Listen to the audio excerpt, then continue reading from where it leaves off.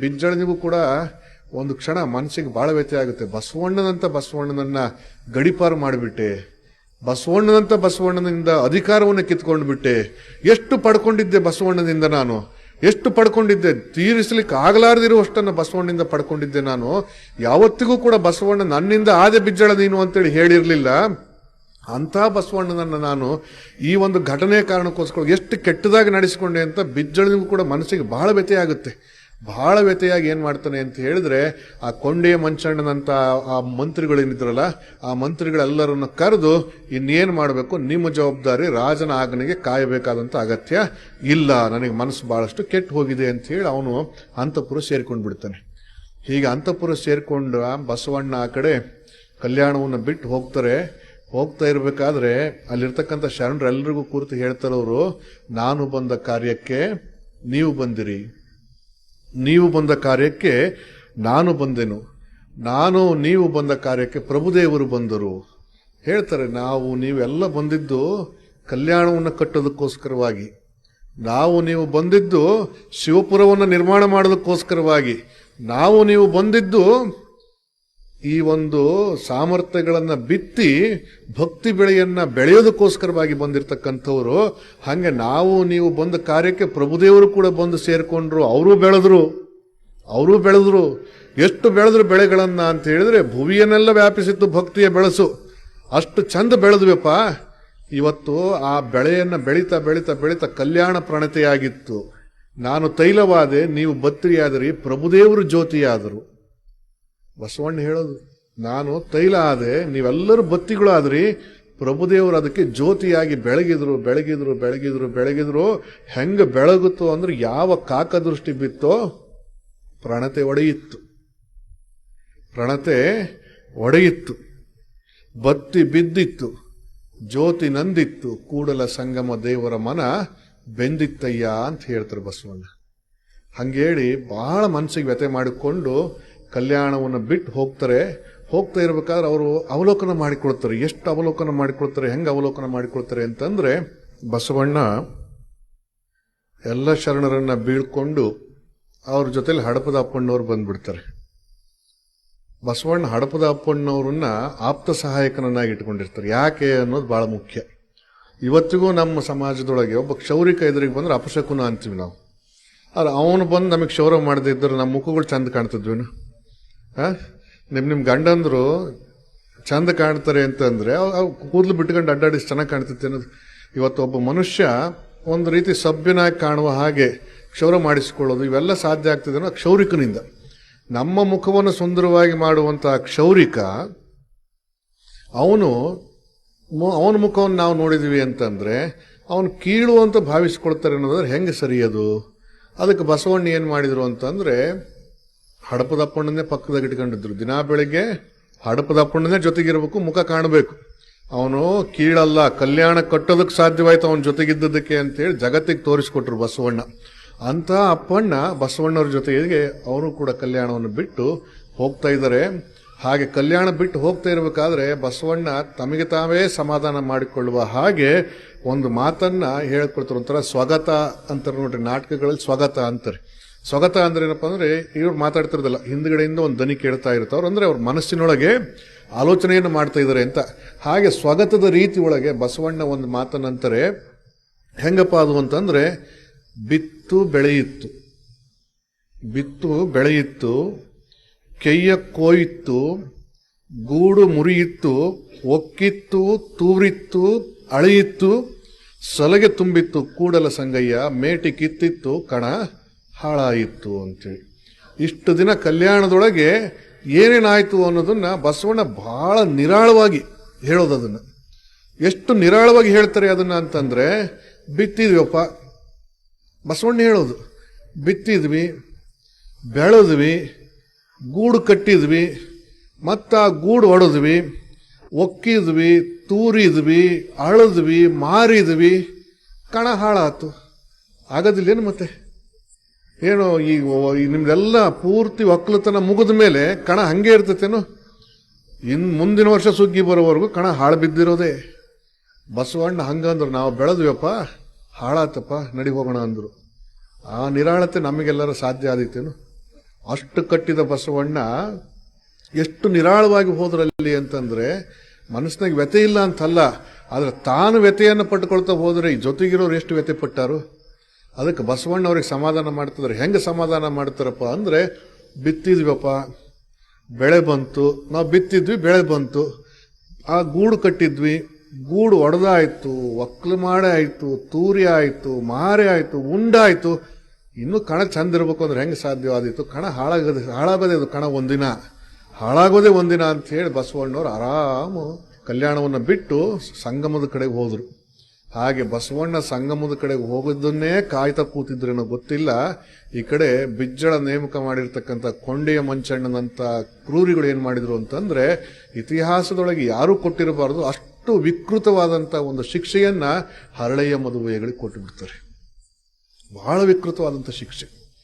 ಎಷ್ಟು ವಿಕೃತ ಅಂತಂದ್ರೆ, ಬಹುಶಃ ನಿಮಗೆಲ್ಲ ಗೊತ್ತಿದೆ, ಅವನು ನೆಪೋಲಿಯನ್, ಹಿಟ್ಲರ್, ಅವನು ಗ್ಯಾಸ್ ಚೇಂಬರ್ಗಳನ್ನು ಮಾಡಿ ಜನಗಳನ್ನ ಕೊಲೆ ಮಾಡ್ತಿದ್ದಂತೆ. ಅದ್ರ ತುಂಬ ಜನಗಳನ್ನ ತುಂಬಿ ಉಸಿರು ಕಟ್ಟಿಸಿ ಸಾಯಿಸ್ತಾ ಇದ್ದಂತೆ. ಉಸಿರು ಕಟ್ಟಿಕೊಳ್ತಾ ಆ ಗ್ಯಾಸಿನ ವಾಸನೆಯನ್ನು ಕುಡ್ಕೊಳ್ತಾ ಅವರು ಅನ್ಕಾನ್ಶಿಯಸ್ ಆಗ್ತಿದ್ರು, ಅಪ್ರಜ್ಞಾವಸ್ಥೆಗೆ ಹೋಗಿಬಿಡ್ತಾ ಇದ್ರು, ಅವ್ರಿಗೆ ಸಾಯೋ ನೋವು ಗೊತ್ತಾಗದಂಗೆ ಸತ್ತೋಗ್ಬಿಡ್ತಾ ಇದ್ರು.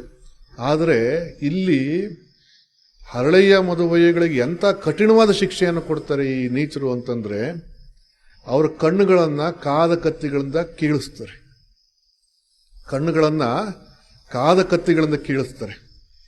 ಕೀಳಿಸಿ ಅವರು 2 ಜನಗಳ ಕೈಯನ್ನು ಕಟ್ಟಿ ಆನೆಗಳಿಗೆ ಹೆಂಡವನ್ನು ಕೂಡಿಸಿ ಸಾಯುವವರೆಗೂ ಕಲ್ಯಾಣದ ನೆಲದ ಮೇಲೆ ಹೆಳಿಸ್ತಾರೆ ಅಂತಂದ್ರೆ ಎಷ್ಟು ನೀಚತನ ಇದ್ದಿತ್ತು ಯೋಚನೆ ಮಾಡಿ. ಒಬ್ಬ ಮನುಷ್ಯ, ಜೀವಂತವಾಗಿರುವಂತ ಮನುಷ್ಯನನ್ನ ದೇಹದ ಮಾಂಸ ಚಿಕ್ಕದು ಕಿತ್ತು ಬರಬೇಕು, ಪ್ರಾಣ ಅನ್ನೋದು ಸ್ವಲ್ಪವೇ ಹೋಗಬೇಕು, ಇಷ್ಟು ಚಿತ್ರಹಿಂಸೆಯನ್ನು ಕೊಟ್ಟು ಸಾಯಿಸ್ತಾರೆ ಅಂತ ಎಷ್ಟು ಕ್ರೂರಿಗಳಾಗಿದ್ರು ಅವ್ರು. ಯೋಚನೆ ಮಾಡ್ಬೇಕಲ್ಲ ನಾವು. ಇವತ್ತಿಗೂ ಆ ಕಲ್ಯಾಣದೊಳಗೆ ಹೋದಾಗ ತೋರಿಸ್ತಾರೆ, ಹರಳೆಯ ಮದುವೆಗಳಿಗೆ ಎಳೆ ಹೂಟೆ ಹೊಡೆದ ಜಾಗ ಇದು ಅಂತ ತೋರಿಸ್ತಾರೆ. ಆ ಜಾಗದ ಮೇಲೆ ಕಾಲಿಡೋದಕ್ಕೆ ಮನಸ್ಸು ಬರೋದಿಲ್ಲ, ಯಾಕೆಂದ್ರೆ ಆ ಮಣ್ಣು ಕೆಂಪುಗಿದೆ. ನಿಮಗೆಲ್ಲ ಗೊತ್ತಾಗುತ್ತಲ್ಲ, ಮಣ್ಣು ಕೆಂಪುಗಿದೆ. ಅದು ಆ ಮಣ್ಣನ್ನು ನೋಡಿದ್ರೆ ಹರಳೆಯ ಮದುವೆಗಳ ರಕ್ತದ ಬಣ್ಣ ಇನ್ನೂ ಮಾಸಿಲ್ವಲ್ಲಪ್ಪ ಅಂತ ಅನ್ಸುತ್ತೆ. ಅಷ್ಟು ವ್ಯಥೆ ಆಗುತ್ತೆ ಮನಸ್ಸಿಗೆ. ಅಷ್ಟು ರಕ್ತವನ್ನು ಬಸಿದು ಅವರ ಪ್ರಾಣವನ್ನು ತ್ಯಾಗ ಮಾಡಿ ನಮ್ಮನ್ನು ಬದುಕಿಸಿದ್ರು ಹರಳೆಯ ಮದುವೆಗಳು. ಇದನ್ನ ಇತಿಹಾಸದ ಯಾವ ಪುಟಗಳು ಕೂಡ ದಾಖಲೆ ಮಾಡಲಿಲ್ಲ. ಈ ಘಟನೆಯನ್ನ ಇತಿಹಾಸದ ಯಾವ ಪುಟಗಳು ದಾಖಲೆ ಮಾಡಲಿಲ್ಲ. ಭೀಮಕವಿಯ ಬಸವ ಪುರಾಣದಲ್ಲಿ ಹೇಳೋದೇನಪ್ಪಾ ಅಂತಂದ್ರೆ, ಹರಳೆಯ ಮದುವೆಗಳ ಕಣ್ಣು ಕೀಳಿಸಿದ ಬಿಜ್ಜಳ ಅಷ್ಟೇ. ಯಾಕೆ ಕೀಳಿಸಿದ ಅಲ್ಲಿಯೂ ದಾಖಲಾಗೋದಿಲ್ಲ. ಹರಿಹರನ ಬಸವರಾಜ ದೇವರ ರಗಳೆ ಒಳಗೆ ಬಸವಣ್ಣನವರ ಅಂತ್ಯ ಹೇಗಾಯಿತು ಅನ್ನೋದು ದಾಖಲೆಯೇ ಆಗೋದಿಲ್ಲ. ಶಿಷ್ಟ ಇತಿಹಾಸಕಾರರು ಇದನ್ನ ಪುಟಗಳಲ್ಲಿ ದಾಖಲೆ ಮಾಡೋದಿಲ್ಲ, ಆದರೆ ಜನಪದರು ಅದನ್ನು ದಾಖಲೆ ಮಾಡ್ತಾರೆ. ಈಗ ಹೇಳಿದ್ರು ನೋಡ್ರಿ, ನೋಡು ಲಿಂಗವೇ, ಅದರೊಳಗೆ ಏನಾಯ್ತು ಹರಳೆಯ ಮದುವೆಗಳಿಗೆ ಅನ್ನೋದನ್ನ ಅದರೊಳಗೆ ದಾಖಲೆ ಮಾಡಿದ್ರು. ಜನಪದ ಕಥನಗಳಲ್ಲಿ, ಜನಪದ ಗೀತೆಗಳಲ್ಲಿ ಹರಳೆಯ ಮದುವೆಗಳಿಗೆ ಯಾಕೆ ಎಳೆ ಹುಟ್ಟಿ ಶಿಕ್ಷೆ ವಿಧಿಸಿದ್ರು ಅನ್ನುವಂಥದ್ದನ್ನು ದಾಖಲೆ ಮಾಡಿದ್ರು. ಹಿಂಗೆ ದಾಖಲೆ ಮಾಡಿ ಅದನ್ನ ಬಾಯಿಂದ ಬಾಯಿಗೆ ಮರಿಬಾರದು ನಮ್ಮ ಜನ. ಈ ಬುದ್ಧಿವಂತರು ಅನ್ನಿಸಿಕೊಂಡಿರ್ತಕ್ಕಂಥವ್ರು ಬರೆದಂತ ಇತಿಹಾಸದಲ್ಲಿ ಅದು ಇಲ್ಲದೆ ಇದ್ರೇನಂತೆ, ನಾವು ದಡ್ರು ಇತಿಹಾಸದೊಳಗೆ ಉಳ್ಕೊಳ್ಳಿ ಅಂತ ಹೇಳಿ ಅವರು ಜನಪದರು ಹಾಡಿದ್ರು. ತೂರ್ಬೇಕಾರ ಹಾಡಿದ್ರು, ಕೇರ್ಬೇಕಾರ ಹಾಡಿದ್ರು, ಬೀಸ್ಬೇಕಾರ ಹಾಡಿದ್ರು, ಬಿತ್ತಬೇಕಾದ್ರೆ ಹಾಡಿದ್ರು, ಮಾರ್ಬೇಕಾದ್ರೆ ಹಾಡಿದ್ರು, ಮದುವೆ ಮಾಡಬೇಕಾದ್ರೆ ಹಾಡಿದ್ರು, ಉಣಾಕಬೇಕಾದ್ರೆ ಹಾಡಿದ್ರು. ಹಾಡಿ ಇವತ್ತಿನವರೆಗೂ ಇತಿಹಾಸದ ಪುಟಗಳಿಂದ ಅದು ಮಾಸಲಾರದ ಹಾಗೆ ಜನಪದರು ಉಳಿಸಿಕೊಂಡು ಬಂದರು ಈ ಘಟನೆಗಳನ್ನ. ನೋಡಿ, ಇದು ಇಡೀ ನಾಡಿನಾದ್ಯಂತ ಗೊತ್ತಿರತಕ್ಕಂಥ ಘಟನೆ. ಹರಳೆಯ ಮದುವೆಗಳಿಗೆ ಎಳೆ ಹುಟ್ಟಿಯಾಗಿರ್ತಕ್ಕಂಥದ್ದು ನಾಡಿನ ಜನಗಳಿಗೆಲ್ಲ ಗೊತ್ತಿರತಕ್ಕಂಥ ಘಟನೆ.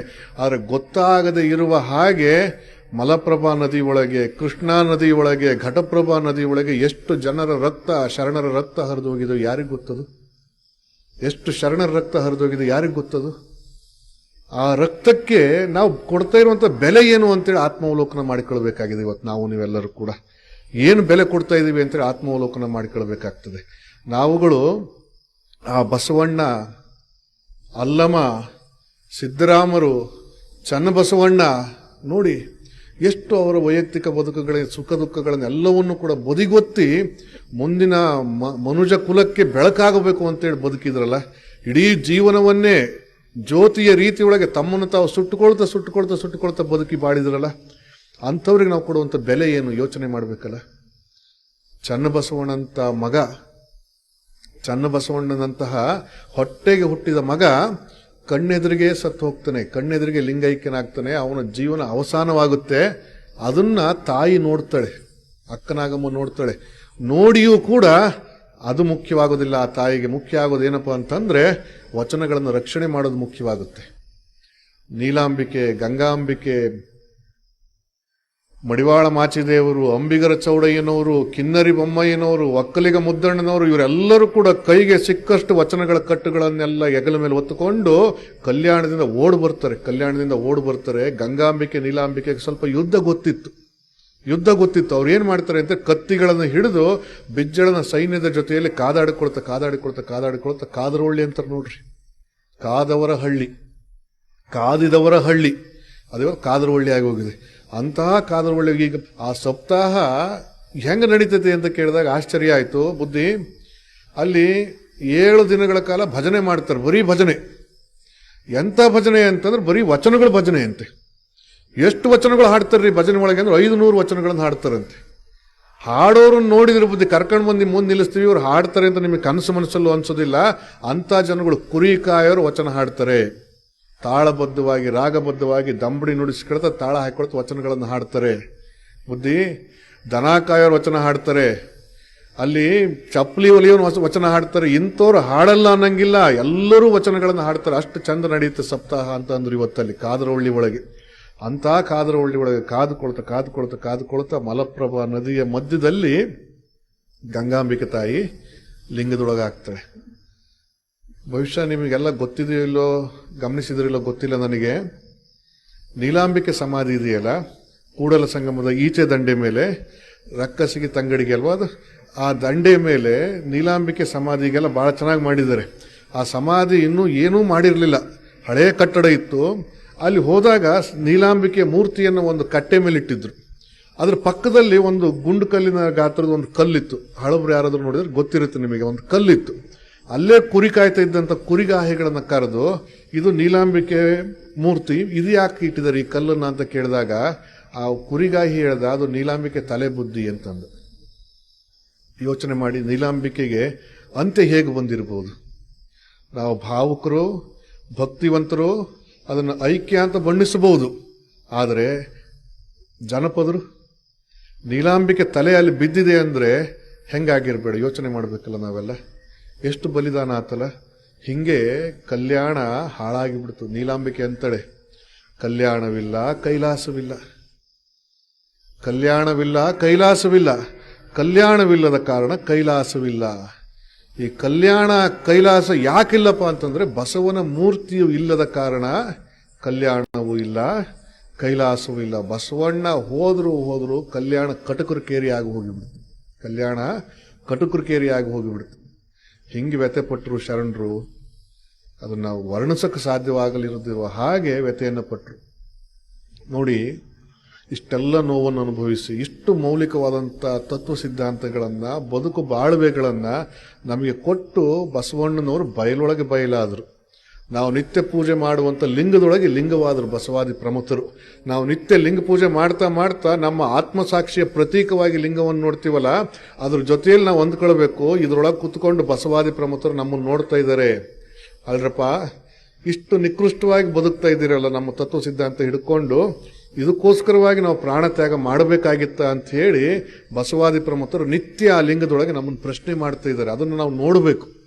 ಅದನ್ನು ನೋಡಲಿಲ್ಲ ಅಂತ ಹೇಳಿದ್ರೆ ಅವರ ತ್ಯಾಗಕ್ಕೆ, ಅವರ ಬಲಿದಾನಕ್ಕೆ, ಅವರ ರಕ್ತ ತರ್ಪಣಕ್ಕೆ ಯಾವುದೇ ಒಂದು ಬೆಲೆಯೂ ಕೂಡ ಇರೋದಿಲ್ಲ. ಆ ಜೀವಗಳು ನರಳಿದ್ದಕ್ಕೆ ನಾವೇನು ಕೊಟ್ಟ ಹಾಗಾಗಲಿಲ್ಲ.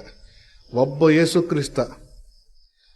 ಯೇಸು ಕ್ರಿಸ್ತ ಅವನನ್ನ ಶಿಲುಬೆಗೆ ಏರಿಸಿದ್ರು. ಅವನಿಗೂ ಏನು ಕಡಿಮೆ ಹಿಂಸೆ ಕೊಡಲಿಲ್ಲ. ಅವರು ಜೀವಂತ ಇರುವಾಗ ರಕ್ತ ಸೋರಿ ಸಾಯಬೇಕು ಅಂತ ಹೇಳಿ ಅವನ ಕೈಗಳನ್ನ, ತಲೆಯನ್ನ ಶಿಲುಬೆಗೆ ಏರಿಸಿ ಮಳೆ ಹೊಡೆದು ಸಾಯಿಸಿದ್ರು ಯೇಸು ಕ್ರಿಸ್ತನನ್ನ. ಒಬ್ಬ ಯೇಸು ಕ್ರಿಸ್ತ ಅನುಭವಿಸಿದ ನೋವು ಇಡೀ ಜಗತ್ತಿನಾದ್ಯಂತ ಪ್ರೇಮದ ಪ್ರಚಾರಕ್ಕೆ, ಪ್ರೇಮದ ಮೂಲಕವಾಗಿ ದೈವ ಭಕ್ತಿಯನ್ನು ಜಾಗೃತಗೊಳಿಸೋದಕ್ಕೆ ಕಾರಣವಾಯಿತು. ನಮ್ಮಲ್ಲಿ ಎಷ್ಟು ಯೇಸು ಕ್ರಿಸ್ತರು ಮಣ್ಣಾದರು, ಎಷ್ಟು ಯೇಸು ಕ್ರಿಸ್ತರ ರಕ್ತ ನೆಲಕ್ಕೆ ತರ್ಪಣ ಆಯಿತು, ನಮಗೇನಾದ್ರೂ ಗೊತ್ತಿದೆಯಾ?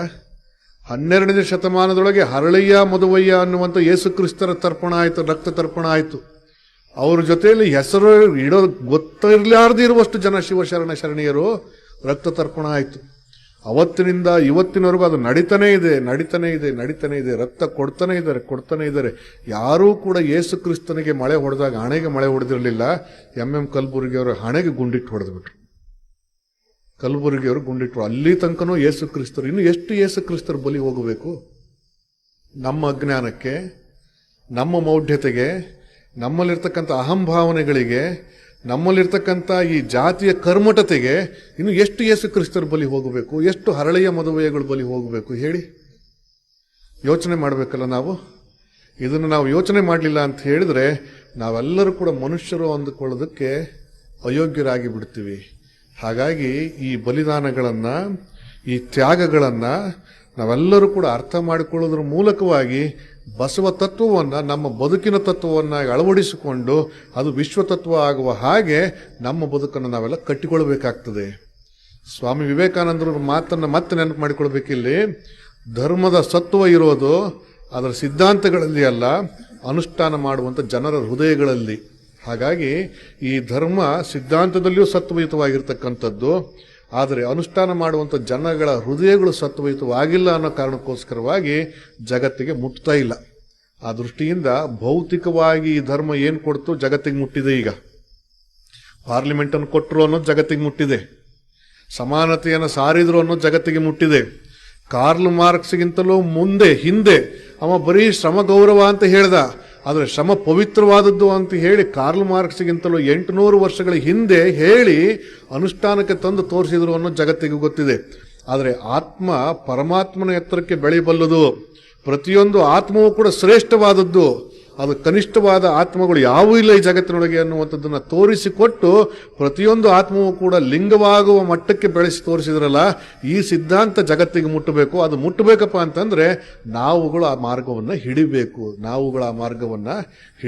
ಅದು ಹಿಡಿಲಿಲ್ಲಪ್ಪ ಅಂತಂದ್ರೆ ಬರೀ ಭೌತಿಕವಾದ ಸಿದ್ಧಾಂತಗಳು ಜಗತ್ತಿಗೆ ಮುಟ್ತವೆ. ಬಸವಾದಿ ಪ್ರಮಥರು ಅಂದ್ರೆ ಸಮಾಜ ಸುಧಾರಕರಾಗ್ತಾರೆ, ಆತ್ಮ ಸುಧಾರಕರಾಗಿ ಉಳಿಯೋದಿಲ್ಲ. ಹಾಗಾಗಿ ಅವರು ಸೋಷಿಯೋ ಸ್ಪಿರಿಚುವಲ್ ರೆವಲ್ಯೂಷನ್ ಮಾಡಿರ್ತಕ್ಕಂಥವ್ರು, ಸಮಾಜೋ ಆಧ್ಯಾತ್ಮಿಕವಾಗಿರ್ತಕ್ಕಂಥ ಕ್ರಾಂತಿಯನ್ನು ಮಾಡಿರ್ತಕ್ಕಂಥವ್ರು. ಅದನ್ನು ಅರ್ಥ ಮಾಡಿಕೊಂಡು ಆ ಎರಡೂ ರೀತಿಯ ಒಳಗೆ ನಾವು ಆ ತತ್ವವನ್ನು ಅನುಸರಣೆ ಮಾಡಿದ್ವಿ ಅಂತಂದ್ರೆ ನಿಜವಾಗಿಯೂ ಕೂಡ ಬಸವಾದಿ ಪ್ರಮಥರಿಗೆ ಸಲ್ಲಿಸ್ತಕ್ಕಂಥ ಶ್ರದ್ಧಾಂಜಲಿ ಅದಾಗಿರುತ್ತೆ, ಬಸವಾದಿ ಪ್ರಮುಖರಿಗೆ ಸಲ್ಲಿಸ್ತಕ್ಕಂಥ ಒಂದು ಗೌರವ ಅದಾಗಿರುತ್ತೆ, ಅವರಿಗೆ ಸಲ್ಲಿಸುವಂತ ಭಕ್ತಿ ಅದಾಗಿರುತ್ತೆ ಅನ್ನುವಂಥ ವಿಚಾರಗಳನ್ನ ಇಲ್ಲಿವರೆಗೆ ತಮ್ಮೆಲ್ಲರ ಜೊತೆಯಲ್ಲಿ ಹಂಚಿಕೊಂಡು ಎಲ್ರಿಗೂ